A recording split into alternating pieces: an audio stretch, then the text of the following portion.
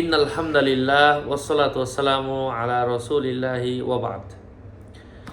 আজকে আমরা জানব স্বপ্নে নাশপাতি দেখলে কি হয়।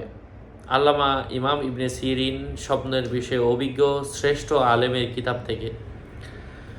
সাথে যুক্ত আছি আমি মুফতি জুবায়ের বিন ইমাম। আলোচনা বুঝতে সাথেই থাকবেন। যারা এখনও চ্যানেলটি সাবস্ক্রাইব করেননি, সাবস্ক্রাইব করতে ভুলবেন না। ভেরিফাই চ্যানেলের ডিসক্রিপশন বক্সে ক্লিক করলে আমার পেজ এবং আইডি আসবে। এটা ছাড়া আলাদা অন্য কোনো পেজ নেই, আইডি নেই, ইমো নেই, হোয়াটসঅ্যাপ নেই, টিকটক নেই। আমার নাম অথবা ছবি দেখে বিভ্রান্ত হওয়া যাবে না। প্রত্যেক ভিডিওতে আলাদা আমি সাবধান করি, সতর্ক করি।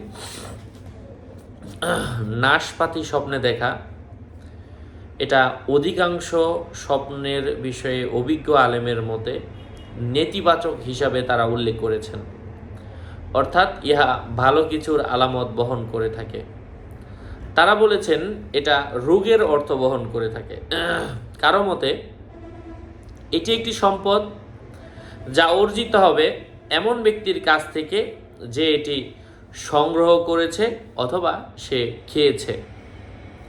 কেননা ফলটির নামের অর্ধেক অংশ আরবি ধন দৌলত ও প্রাচুর্যের বিষয়টিরই অর্থ বহন করে।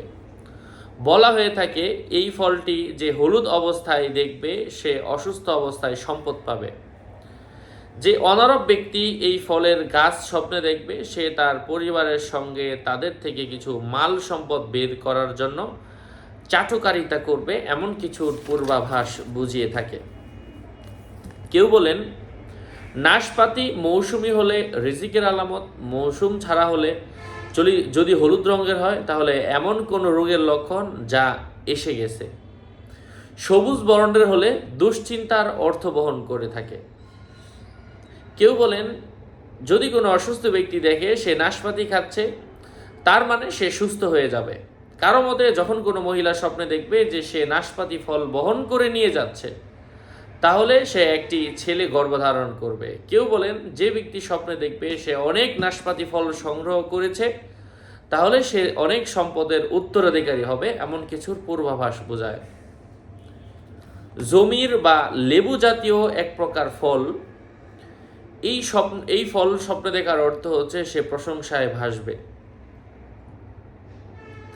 স্বপ্নে কোনো সম্মানিত ব্যক্তির কাছে, সম্মানিত ব্যক্তির টেবিলে নাশপাতি উপস্থাপন করতে দেখার অর্থ হচ্ছে ওই ব্যক্তি সম্ভ্রান্ত বংশের উচ্চ সম্মানওয়ালা ব্যক্তি হবে।